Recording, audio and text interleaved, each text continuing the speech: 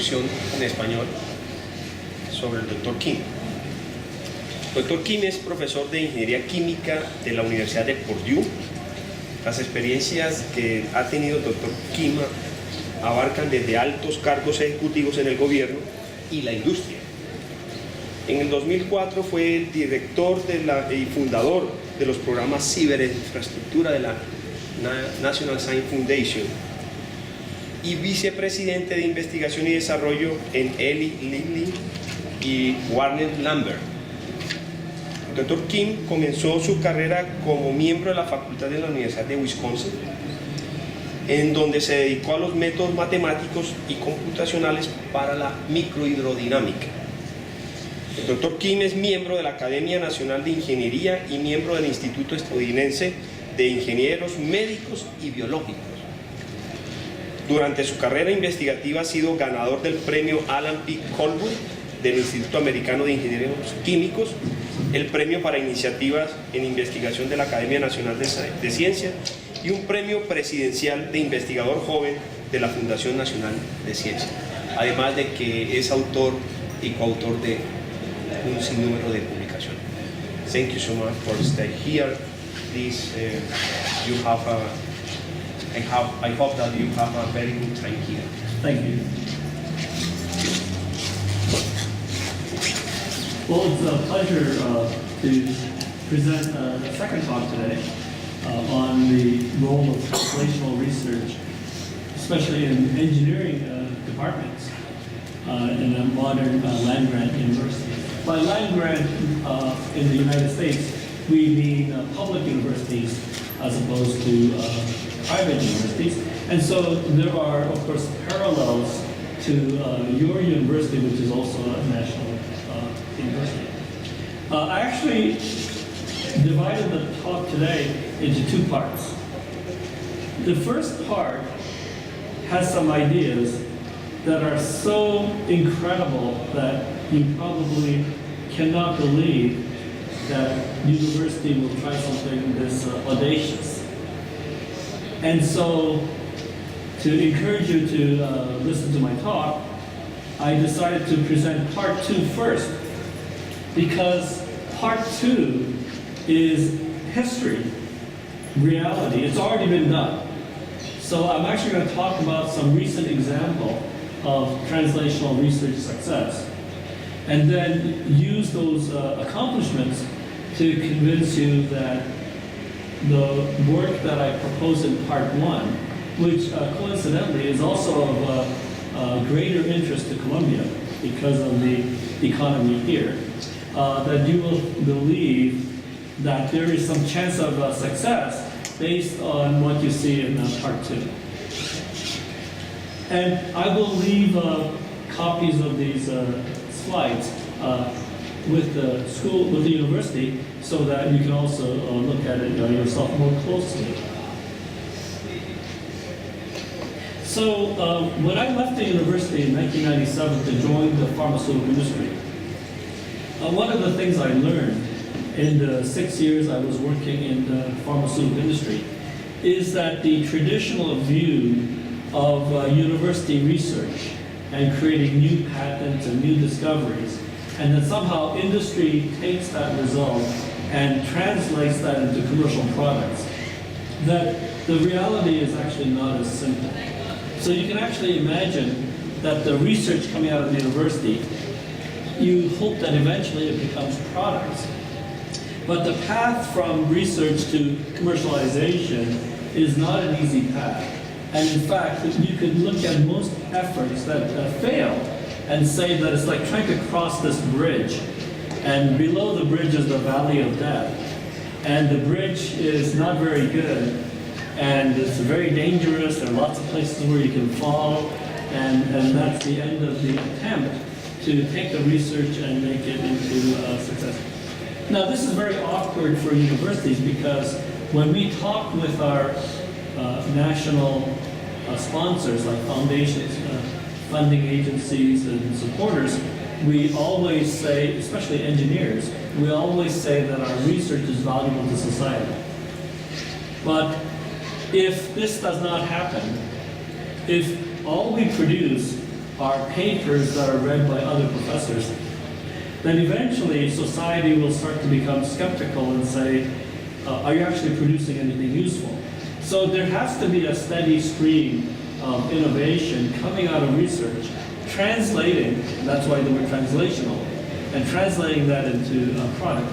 And yet the risk, because this path is so difficult, we actually have to put a lot more effort and thinking behind how to make this translational research successful. It doesn't happen by accident. So one of the things that I presented, how universities can organize, universities and research institutes can organize their research to be more successful at translational research. So I actually presented this at the annual meeting, 2 annual meetings of the American Institute of Chemical Engineers in 2011 and 2012. And so that's where this slide comes from. And so the basic idea here is that you start with the university research, so that's us. Meanwhile, there are these big companies that ultimately can have the huge capital to create the new commercialization and the new process. If it's a fundamental transformation of the economy, then only the biggest companies have the resources to actually make that change. And this is true especially for the energy sector, like in oil and gas.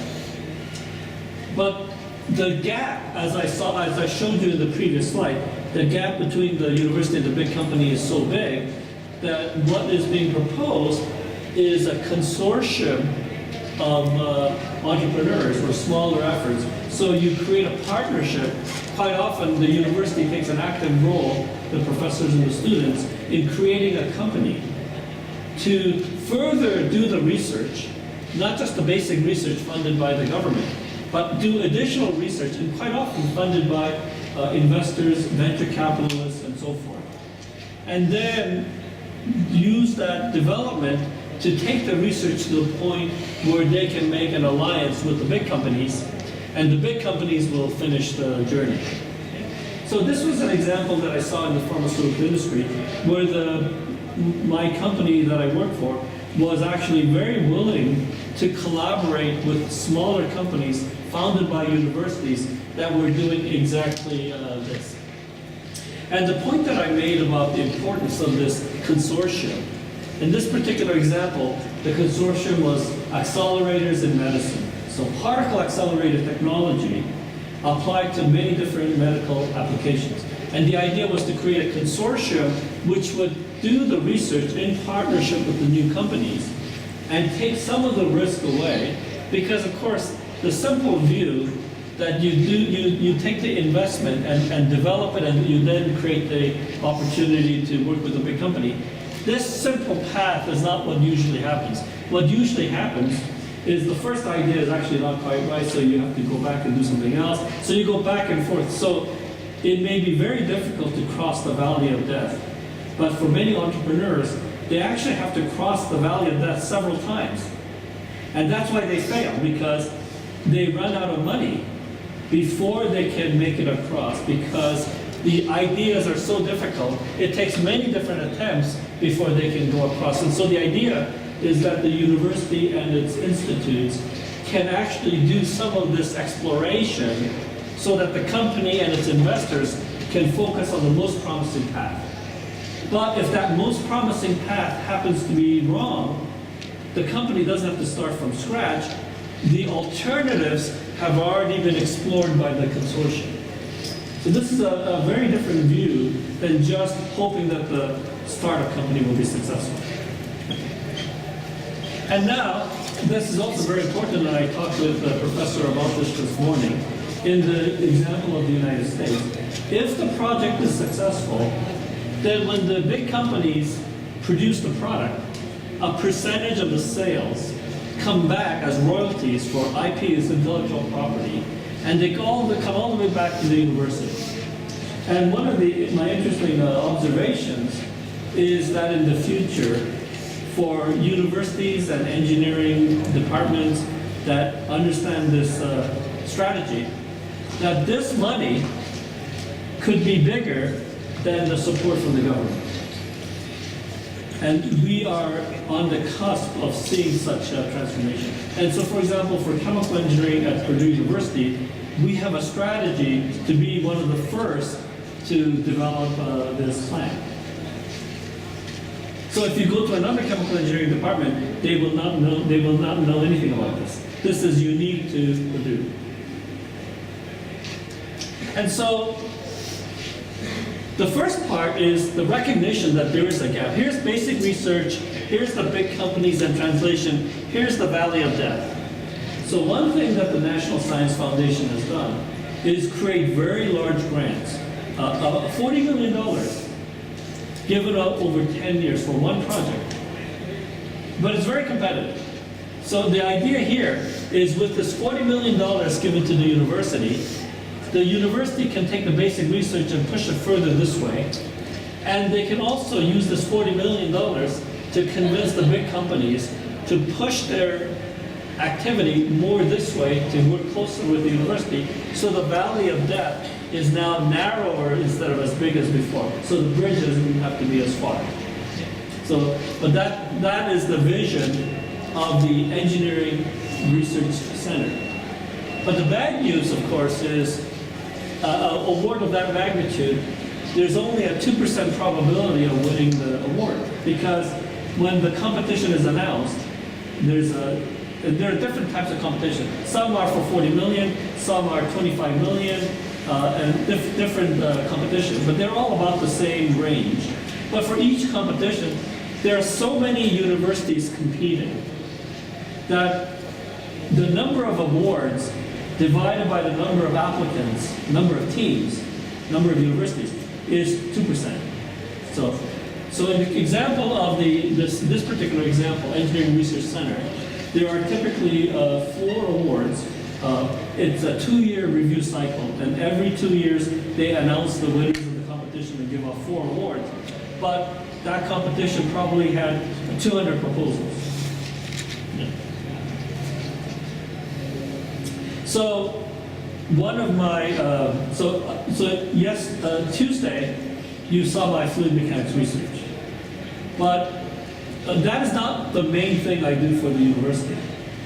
So if you ask the university, what does Professor Kim do for Purdue, or my previous University of Wisconsin, what does Professor Kim do for Wisconsin? And the chancellor or the president of the university will not say, oh, he works with adjoint operators and Hilbert spaces and finds their eigenvalues. That's not what they say, even though that's what I lecture on Tuesday.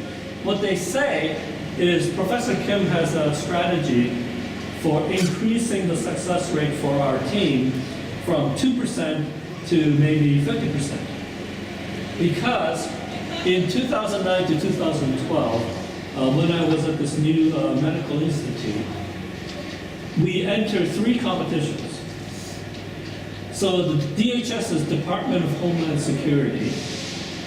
So they had a competition for $5 million for 5 years. So that's a $25 million award. And actually, there's no sunset. So if the center does a good job, it can go on forever. So it's even more than 40 million.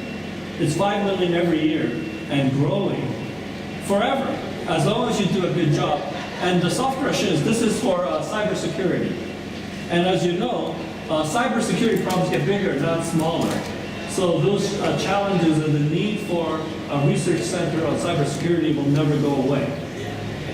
And so we were able to win this competition. Even though in the final competition, final round, our competitors we were actually even competing with industry. In the final competition, the final 3 finalists, it was my team, and IBM was a competitor, IBM, the big company, and MITRE. So 3-way competition, and we were selected. And what I'm going to talk about this morning is the Department of Energy, National Nuclear Security Administration. For medical isotopes, this is molybdenum-99, which is the precursor for one of the most important medical isotopes for medical imaging. And the one that we did not win, there was a competition for a Center of Excellence for Regulatory Science from the FDA, Food and Drug Administration. This was not a success because actually the competition was canceled. So sometimes these big competitions are canceled, and so of course if it's canceled, you cannot win. So our success rate was not 2%, it was actually 2 out of 3. Or if you say don't count this one because it was canceled, it was actually 100%, okay? Not 2%.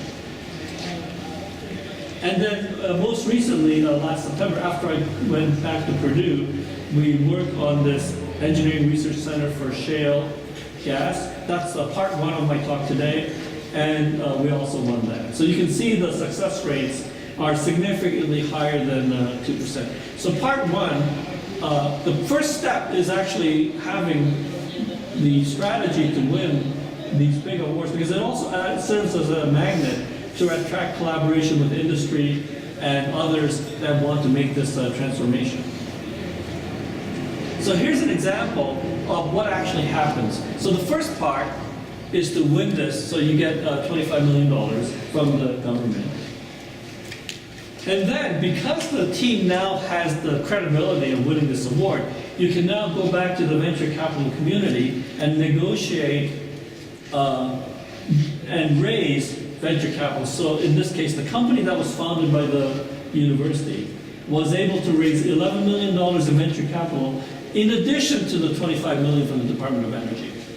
And then with the research results, they were able to raise another $125 million with private equity, and this is all in the public record. And that was enough to build the manufacturing plant. And then finally, in this case, the big company are companies like General Electric, Medical Division. These are the big companies that initially did not want to work with the university to develop this technology, but after all these steps and the development of the technology, they were ready to take the final step and take the medical isotope and do the final refining and shipment to the hospitals. So the point is, just as I said, the university cannot get to this directly, but through these intermediate steps, it finally got to this point.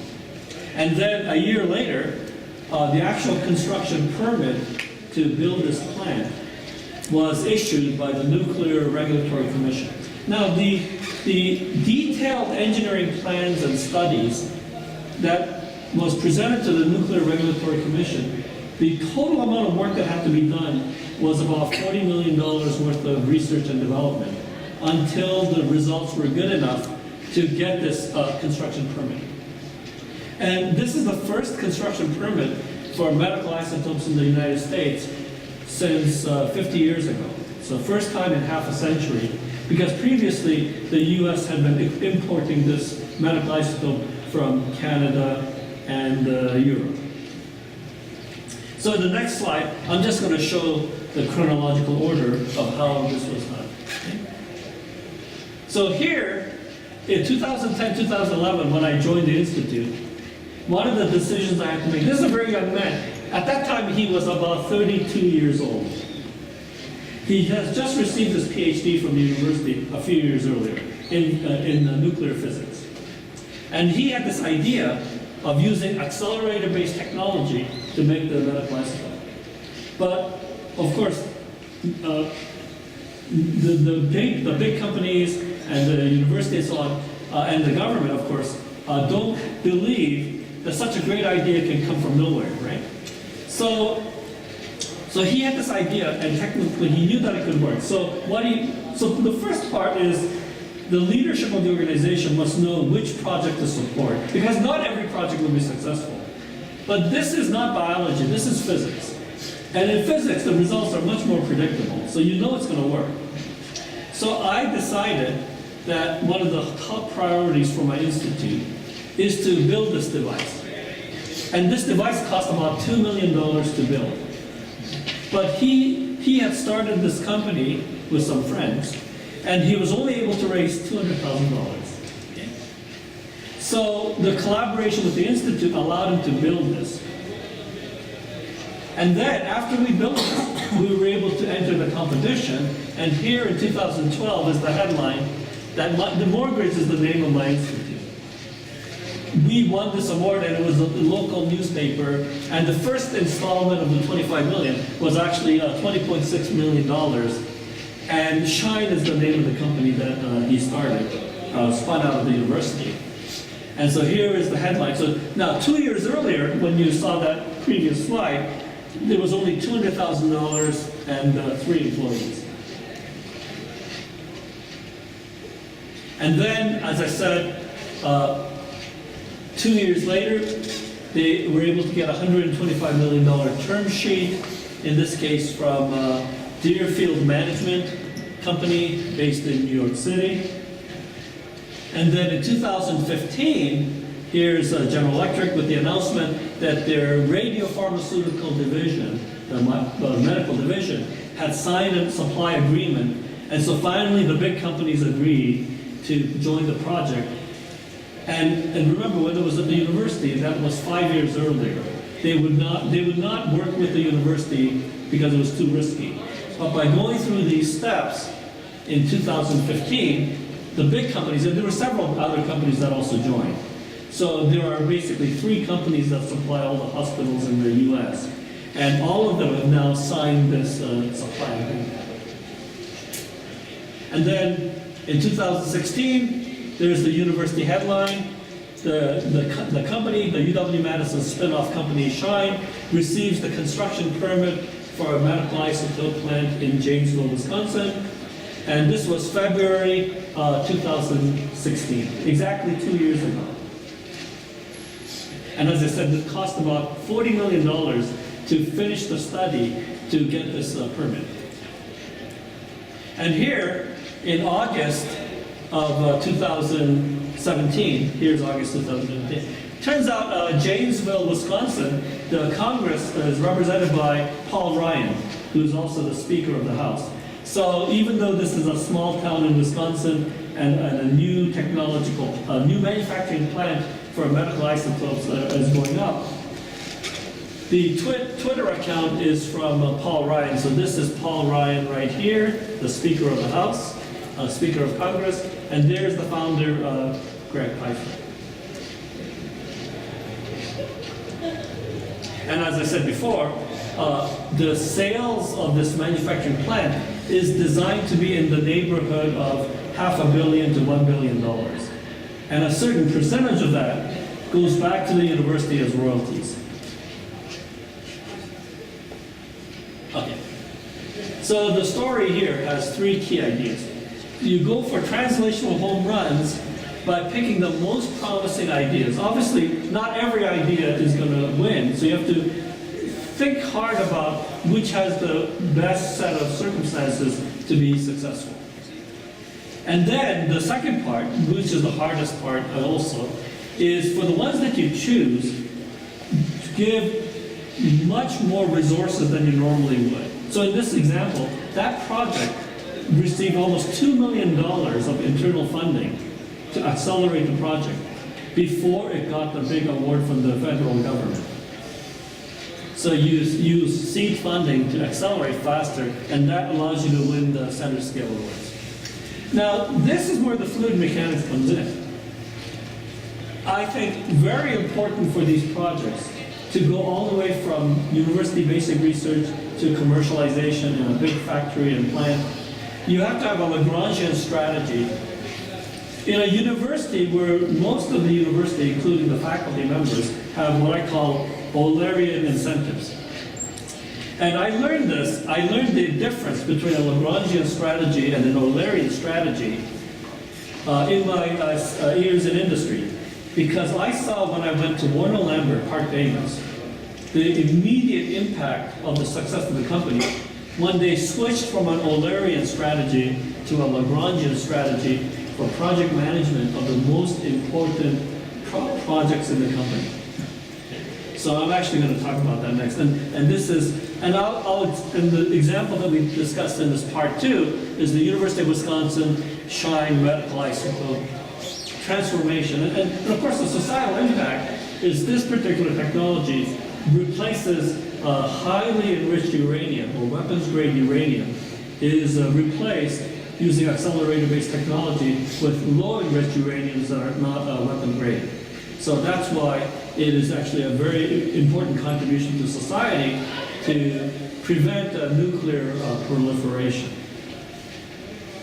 Okay, so where does this Lagrangian Eulerian strategy come from? So my first job when I became a professor in 1983, so you might have guessed this from my talk on Tuesday, my first job was not pharmaceuticals or translational research.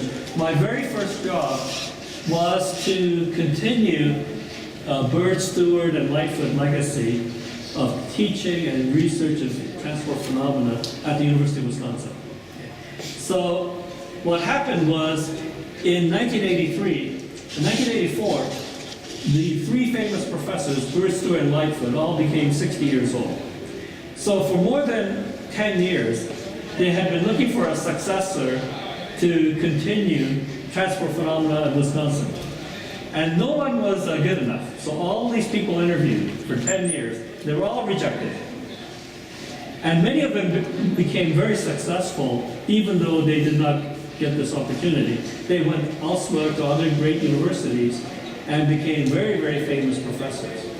But they were turned down for this opportunity. Then when I was interviewing, they actually said, oh, this is the person. So just like in the movies, this is the one. And I was picked.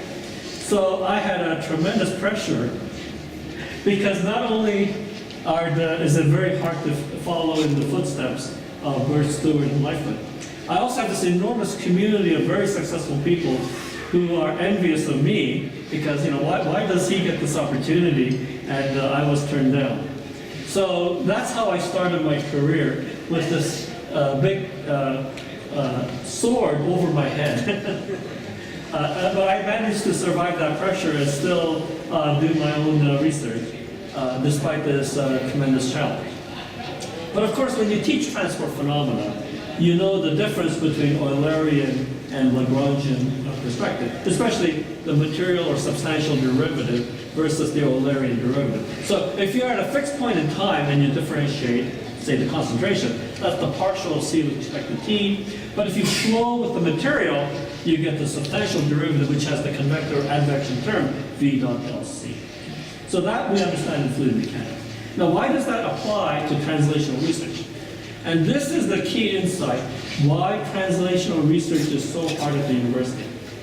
In the university, everyone has their specialty. For example, doing basic research, and they continue to do more basic research. So if you have something that potentially can be applied, it is very rare for a professor to leave their area of expertise and to follow the project to all the other different steps. So the example of a pharmaceutical, if you discover a new gene or a new protein target, then you have to do lead optimization chemistry, then you have to do preclinical studies with animals, toxicology, then you have to do clinical studies with humans. All those are very different skill sets. So for a project to succeed to the university and eventually get licensed to a big pharmaceutical company, you would have to take different parts of the university and steer the project from one center of excellence to the next.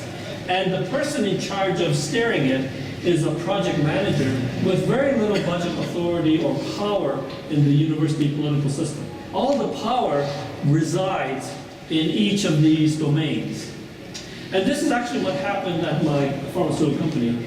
It was not a very successful company back in the 1980s and 90s until Ronnie Cresswell, this is the Park Davis division of Warner Lambert, he recognized this problem and he said, if we have vice president of chemistry, vice president of toxicology, vice president of clinical studies, all just worried about what's in their domain, we will never commercialize our pipeline of innovative products. So he elevated the project manager from these weak positions to a much more powerful position. He actually made them the equivalent of a vice president. So the vice president of chemistry, vice president of toxicology, all these vice presidents now faced a project manager who had the new power. They were called drug development vice presidents. So all the projects in the company were given to specific vice presidents, and they were responsible for making sure that those projects advanced and to commercialization. And that simple change in strategy, this is the Lagrangian. So these drug development vice presidents have a Lagrangian reward system. They are rewarded not by what's happening inside one box, they are rewarded by how well they navigate their portfolio of opportunities from early stage to commercialization. And this is what's missing in the university context. So one of the most important things we have to do is, if you want a project to be successful, you must identify the equivalent of the drug development vice president. You must identify the Lagrangian person. And of course here, in the case of Shine, he's much taller than me. This is Gregory Piper, so this is that young man. So he started out, it was his PhD project. He founded the company, and even now, almost 10 years later, he is still the CEO of the company, even after he's raised all these monies and so on. And so even at the point where the factory goes into construction and so on, he's moved with the project instead of staying in the early research.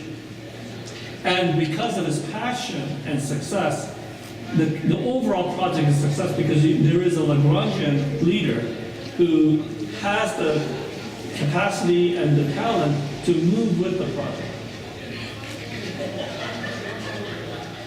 And so, as I said, start with a PhD project, raise the $200,000 from friends and family, Series A, 11 million, NRC construction permit, and now the groundbreaking of the new plant, and still the CEO of Shine. So to summarize part one, to summarize the strategy in the several steps, the first step is to win the centers by analyzing your opportunities and picking the most promising ones. The second part is execution by overcoming the Eulerian incentives that are dominant in a university setting with a very strong Lagrangian project manager who follow the IP assets, intellectual property assets, from proposal to center to industrial handoff, and finally the deliberate innovation to sharpen the focus of the campus tech transfer money. So deliberate innovation includes the strategy for helping the university spin out companies, raise the venture capital, and take it all the way to the point where the big companies can collaborate. And then, as I said, this is the past. In the future, we're applying this strategy to anti-cancer drugs, shale, oil and gas, and so forth. And the project that I'm going to talk about next, this is the part one now of my seminar. I'm actually going to talk about this. And of course, this is an area of great interest to Columbia as well, as of course oil and gas is a major industry and a major export for Columbia as well. So if someone could switch to part one, we'll now go over that.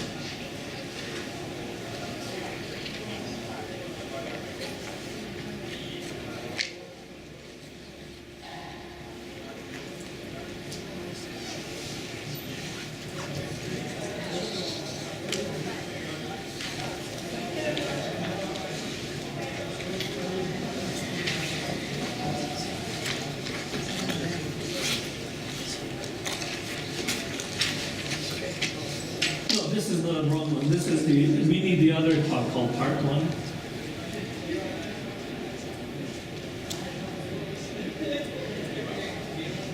Yes, this one. Very good.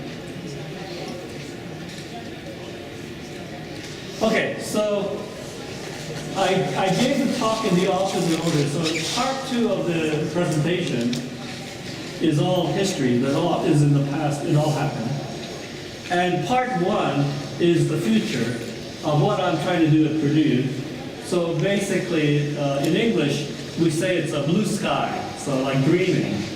So to make sure that you know that this has not happened yet, this is trying to build a future, I use a different color to remind you that this is blue sky thinking. The part about winning the proposal, that part is true. So that part is already done. But the rest of it is still in the future.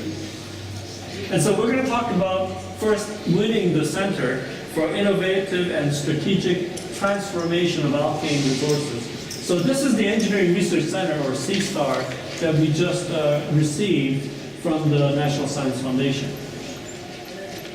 And here is the announcement. This was from September 12th, last fall.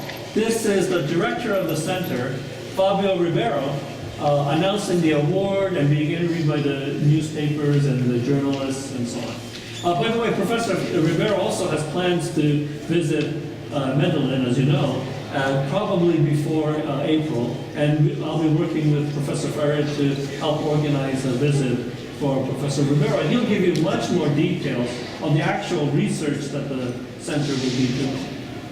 And it's given in 2 installments, so the first 5 years is about $20 million for the award, and then after that first 5 years, for the next 5 years after that, another $20 million. So over the 10-year period, it's actually a $40 million award. So what is the idea behind CSTAR? So as you know, the energy landscape, especially oil and gas energy landscape, has been changed dramatically. So the U.S. production of oil has basically doubled in the last 10 years. And just a few months ago, the U.S. actually overtook Saudi Arabia in the production of oil. And next year, the U.S. is expected to overtake Russia in the production of oil. So how did this happen? And so even 2 years ago, so here's January 2016, there was a very interesting article in the Financial Times in London about why this revolution is making OPEC irrelevant. And one of the key comments that I magnified this year is, if you look at the economics of a major capital project to develop offshore oil, possibly $1 billion for the entire project, it takes many years to complete the project. There are many things that can go wrong. And at the end, if you're successful and the price of oil is high enough, then you can make a lot of money. But during that entire process, there's a lot of risk. But in the case of, and so it can take 5 years to figure out if you're going to recover your money. But compare that with shale. A shale well costs about $5 million to drill. And it only takes 5 months to recover your money. And the interesting thing about 5 months versus 5 years is the structure of the financial futures market. The futures market for oil goes out to 1 year. So you can actually lock in a guaranteed price for your well, for your production, 1 year in advance. But there's no one willing to take the risk of what the price of oil should be 5 years in advance. So if you have a big project, offshore project, and you want to lock in a price so you're guaranteed a profit, 5 years from now, there is no one willing to sell you that futures contract. So the financial risk of a huge offshore oil project versus the financial risk of shale is fundamentally different. So shale is fundamentally, and this is not science and technology, it's financial, is fundamentally more nimble and agile. And so basically what happened was when OPEC cut back production to eliminate shale oil as a competitor, what it actually did was eliminate offshore oil. Because offshore oil was more vulnerable in the economics than shale. And so what they quickly discovered, OPEC quickly discovered, was that by suppressing the price, by creating a glut of oil, they actually made shale stronger, not weaker. So initially, shale, of course, suffered like everyone else. But when you eliminate offshore oil, one of the major source of oil as a competitor, then of course it's much better for shale. And that's why OPEC had to reverse the strategy, because it was not working. And now the price of oil has come back. Now it's about $65, $70 a barrel. The situation for shale is enormous amount of money being created, which is why the U.S. production is not going up again. And actually, you can see this. Here is a picture of the energy equivalent from shale. This is green. And you see right away that and this is 2015, projecting into the future. Basically, there is a 100-year supply. And so one of the major conclusions is, again, it's all about energy density, energy intensity.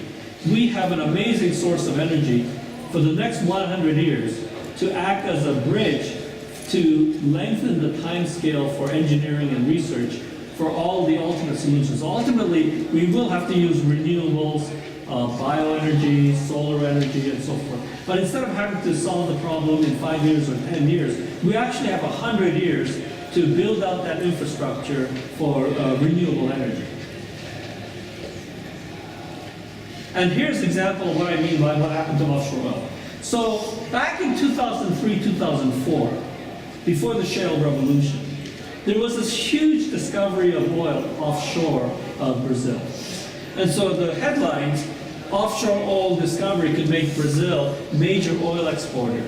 So a monster offshore oil discovery can help Brazil join the ranks of the world's major exporters, but full-scale extraction of this offshore oil is not likely until 2013, 10 years in the future. So this article is from about 2003, 2004. So it'll take about 10 years to develop it, but in 2013, Brazil will be producing lots of offshore oil.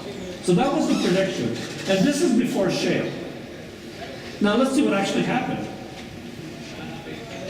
This is the exploratory wells drilled offshore Brazil from 2004 to 2017. So of course initially, before shale, and then hit a peak of 238. Things were looking very good. But then the full impact of shale and its agile and nimble supply chain entered the picture. And the exploratory wells collapsed. And in 2017, there were only 5 exploratory wells drilled. Essentially, it's dead. And that's what I meant about the impact of OPEC reducing the price of oil, made the offshore oil projects incredibly risky, and that was killed off faster than shale. But now, what is the main challenge of shale? Well, it turns out that, and I'm sure in petroleum engineering here you learned this as well, shale is different from conventional oil in that it has a much higher component of light hydrocarbons. So C2, C3, C4, C5, light hydrocarbons are in much greater excess than with conventional oil. So what's already happened in the United States is, here is just 2015. The picture is even worse today. But already in 2015, the natural gas production of ethane, just as a byproduct. So natural gas, of course, is mostly methane, CH4. But you also produce a lot of ethane. And so much ethane was being produced as associated gas from shale oil that the U.S. production of ethane exceeded the U.S. consumption. Now you might think, well, why don't we just make the ethane into ethylene and polyethylene and so on? Well, the fuel market is so huge that it will swamp the ethylene market. And it will actually, and so you don't need to build 14 new ethylene plants because of all the ethane. There is way too much ethane. And so today, at the production sites, the value of ethane is actually negative. Even though it's a tremendous fuel and should be a valuable fuel, in the US right now, at the production sites, ethane can have a value of minus 5 cents per gallon. It actually costs money to try to pump it back into the ground because you cannot flare, that would be environmental damage. And already in 2015, it was even happening to propane, which is even more valuable. So more propane production, and every light hydrocarbon up to C5 will face this problem. And here's the distribution of the ethane, propane, and butane, isobutane, and so forth. And as I said, ethylene production in the U.S. from ethane has reached saturation, because the chemicals market is much smaller than the fuels market. So the problem is too much. So now the question is, if you came up with the unit operations to convert the light hydrocarbons to transportation fuels, to liquids. So more closer to C8. The economic value, because right now ethane is negative, but the economic value conservatively is estimated to be $20 billion a year. Actually, my more recent estimate says it's actually $30 billion. So right now the United States is losing $30 billion of value in shale production because we don't have the technology to capture the stranded light hydrocarbons. And it's even worse because many years ago, 10, 15, 20 years ago, everyone in the United States thought the future of energy security was more and more heavy oil from Canada.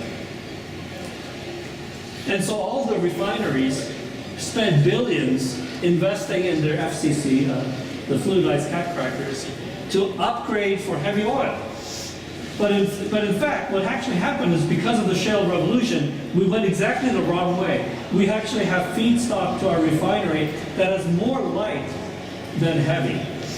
And so instead of cracking the carbon-carbon bond, we actually should be joining them into C8. So the investments went in the wrong direction. So the entire infrastructure in the US right now is not optimized for the shale gas and shale oil, which is again why we have that $30 billion a year in missing value.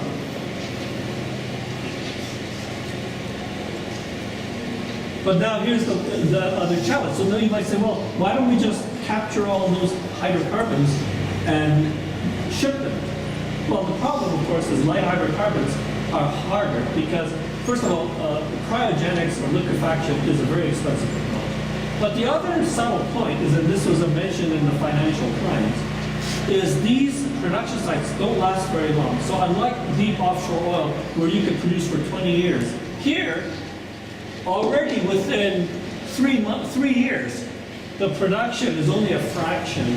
So you can keep drilling, but any given well will stop producing after a few years. So you cannot invest in fixed infrastructure at the site, including the pipelines, because the production keeps moving. And so the problem is inexpensive wells, but short-lived. So one obvious solution is, can we take elements of the refinery and put them closer to the wellhead? So our small plants close to the wellhead, the solution. And this would involve challenges in systems engineering, process simplification, mass-produced equipment. Right now, even standard pieces of equipment like heat exchangers are custom built for every plant. They're not mass-produced. And assembly line modular construction. So this is a totally different way of doing the industry, which is why this is a huge risk and why the big companies will not tackle this problem, even though they can make $30 billion a year. The challenge of re-engineering the entire supply chain is too big a risk. So, of course, we also teach our students in chemical engineering why you don't want lots of small refineries, why you want big refineries. Because revenues scale like volume, but the cost scale like surface area. So what that means, of course, is if you have lots of little plants versus one big plant, the one big plant has much more revenue and the cost goes up much less. So the big always wins. That's why we have big refineries. But, as I said, in the production of shale and oil versus large wells, the bigger ecosystem has already lost. That is why we have all this stranded light hydrocarbons. We have small wells. This is actually winning over that because of the structure of the financial market. So everything upstream from this has to be invented, because using that, you leave $30 billion worth of hydrocarbons in the oil fields. So the vision is to take smaller units that are mass-produced, that are small, numerous, low cost, and convert those gases to liquids near the wellhead, and even build them in such a way that ultimately they're mobile, and they can, when that well no longer produces, you move it to the next region. So this is the vision of this new center. And as I said, this industry currently does not exist, which is why the government wants to fund a center to attempt this. So now the question is, as you saw in the medical isotope example, even with the $25 million, it was not enough because ultimately the construction permit and then the manufacturing plant, all of that is going to end up costing more like $150 million. And the same thing here. Even if we get even with the $40 million from the National Science Foundation, we cannot build this ecosystem to prove that this new supply chain would work. My own estimate for this new ecosystem of building these mobile modular plants closer to the wellhead, it's going to be on the order of $200 to $300 million to build a prototype to show that this new way would work. So now the question is there any chance of raising the $200 to $300 million from the venture capital and investors, just like the medical isotope example? And the answer is yes, because if you take the number, $20 billion in value created, and let's say the profit margin of this new industry is 30%. So these are approximate calculations. That means you have $6 billion in profit for the investors who invest in the company. And the new manufacturing base, the rest of the $20 billion, is $14 billion in cost that basically create a new supply chain to pay all the people who are producing this equipment and creating this new ecosystem. All of that is in the cost structure. So $6 billion in revenues and $14 billion in cost. So prototype development, many proprietary elements, controls, and sensors. So it turns out that if you have a base a case of something on the order of $6 billion, you can actually justify the risk to raise the $200 to $300 million. Okay, so because the numbers are so big, if you have the appropriate steps and progress along the technology development, in about 5 years, we should be able to raise the money to actually build the ecosystem. So the concluding remarks, and we call it stranded light hydrocarbons, but really it's stranded hydrogen. Because when you look at all the process that you do to convert those light hydrocarbons to octane, you're going to produce a lot of hydrogen. So the light hydrocarbons, in some sense, are the best fuel because they're hydrogen rich. When you burn them, you make more water instead of carbon dioxide. So in actuality, it is the most valuable fuel, but it's actually stranded.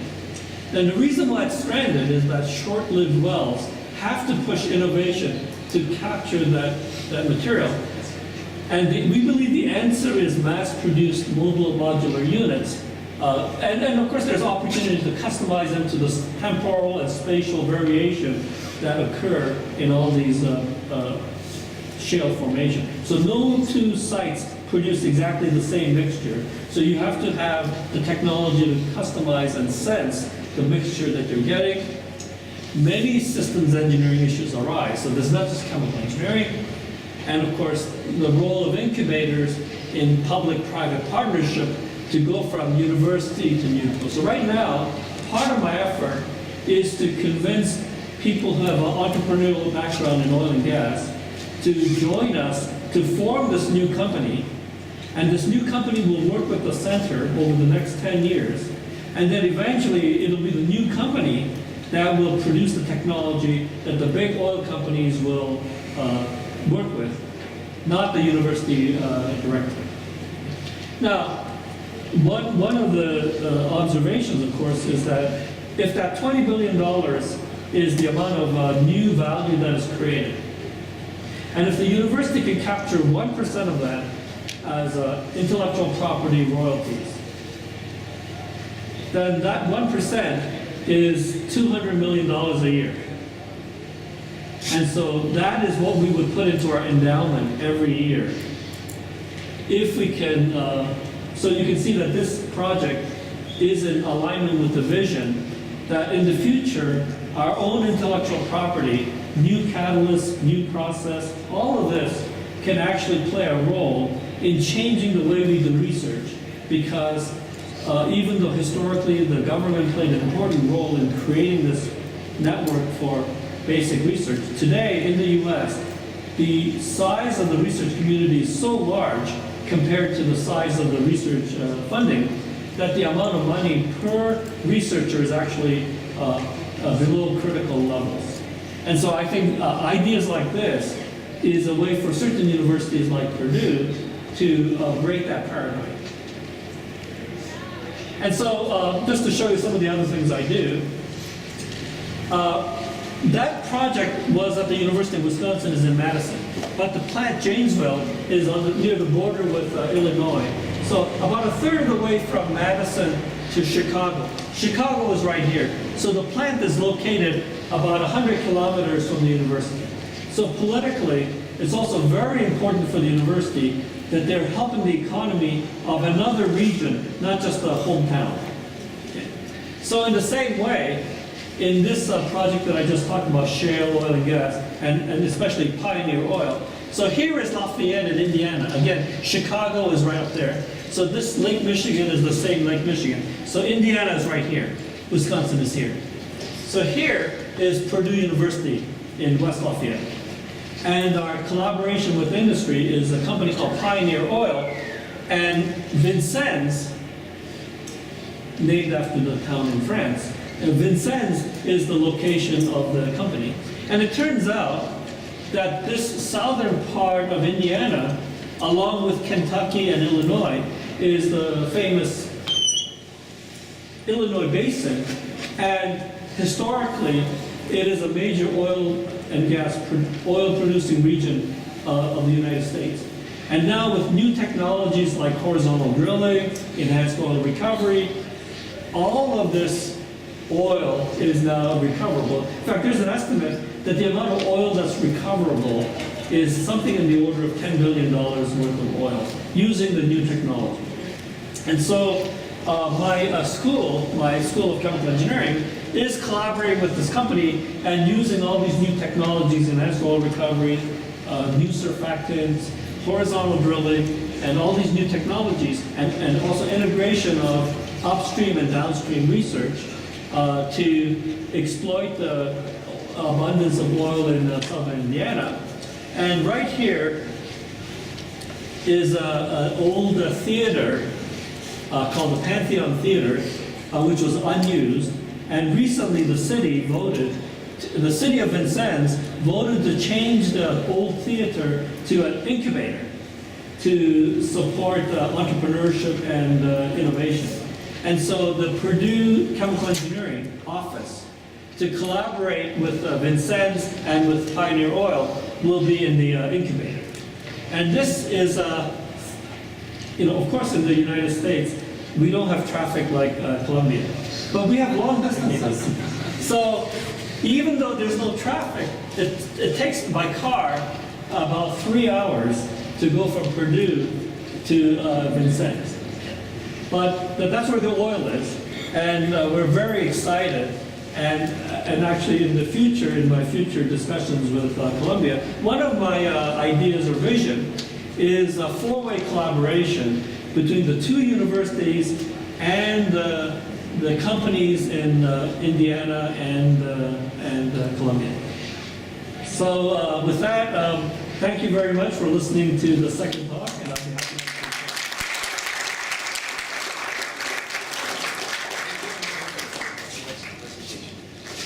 Damos un espacio para preguntas.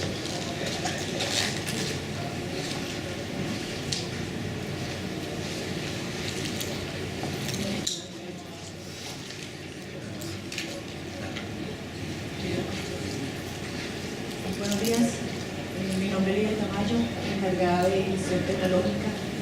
Quisiera preguntarle cuál es el papel y cuál es el apoyo de la universidad a las nuevas spin-off, a las empresas que están acelerando. Y si la universidad... Espera, no pasa. She is a leader, she is the manager of the Gestión Technology here. He wants to ask you about what is the support of the university to the newest now. Yes. So that's a very good question. It's a very good question. And in most universities, including Purdue, the central office for supporting innovation has a very small budget. Most of the money at Purdue is in the schools like chemical engineering. It's in the departments. Because of the way the structure of the university, Purdue is somewhat unique in that it is engineering intensive university. So almost all the money is at the department level in engineering departments, not in the central units like for innovation. And so what chemical engineering is doing, and because of my ideas and my efforts, rather than using the central office budget, chemical engineering is actually paying, instead of arguing and saying the central office should pay for it, because we know they have very little money. We could argue and debate for years and nothing would happen because they have no money. So we actually use the School of Chemical Engineering's resources and money and work in collaboration with the central office to make sure that these things are done. And I have the full support of my alumni and my faculty and the community in chemical engineering to try to make this happen. But the university is owner for this new spin-off? I'm sorry? If the university... Oh, okay, yeah. So the university has a very good strategy for creating spin-off companies. In fact, last year and the year before, Purdue was one of top 3 universities in the United States for creating spin-off companies. But the weakness that I've identified is it's not enough to create a company. You saw in the example of the Map Bicycle, it took $200,000 to create the company. But the company cannot build a plant on a project that costs $150 million. So there is no easy way to go from $200,000 to $150 million. The university central office cannot help them with that problem. So this is where my efforts, it's all about taking a few most promising projects and helping them navigate from the startup, which the university can help.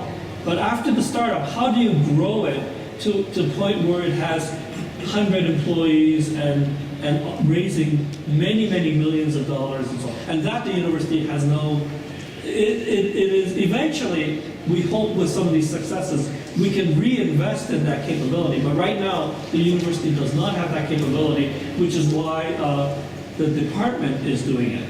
Now, I must also say that in Purdue, chemical engineering is the only department that is doing this, because this is what I agreed to do over the next few years as my contribution to the university. And I also have to say, I'm sure half the administration at Purdue think I'm crazy.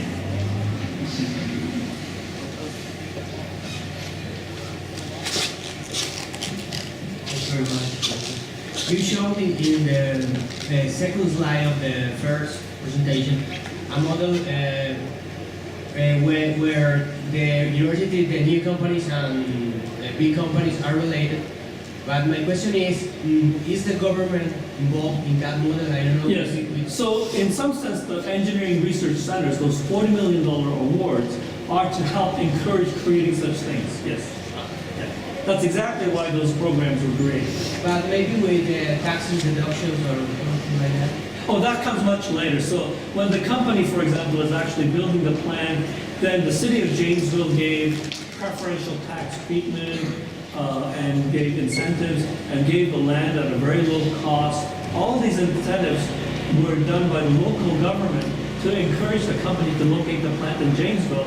There were actually 2 other cities in other parts of Wisconsin that competed for the plant. Yeah, thank you.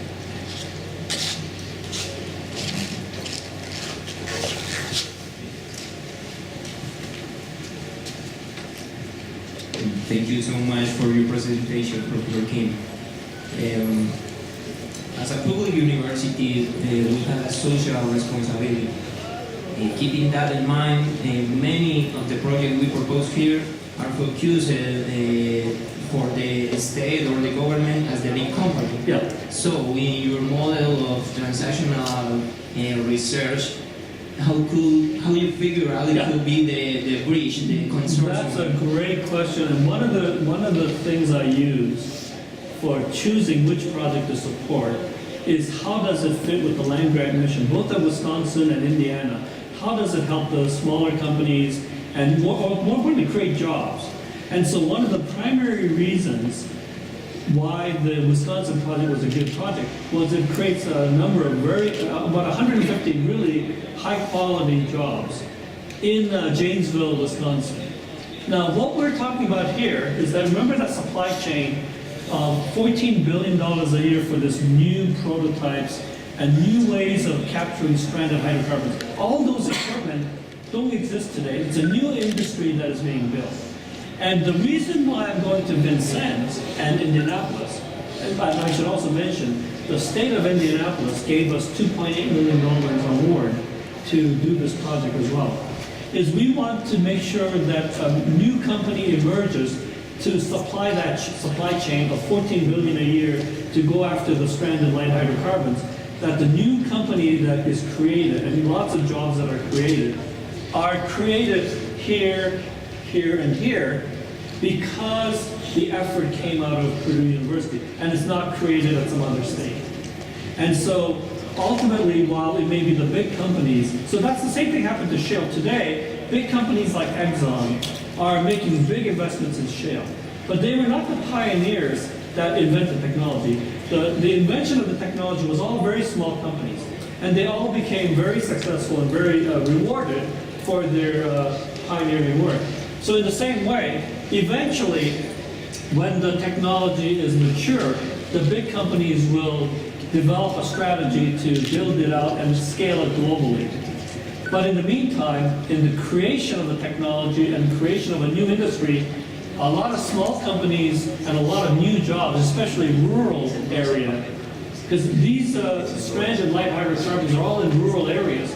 So one of the reasons why the National Science Foundation liked this project is it had the potential to create a lot of rural jobs near the wellhead.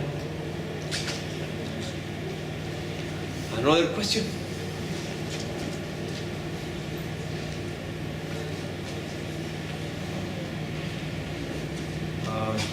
Okay, thank you very much.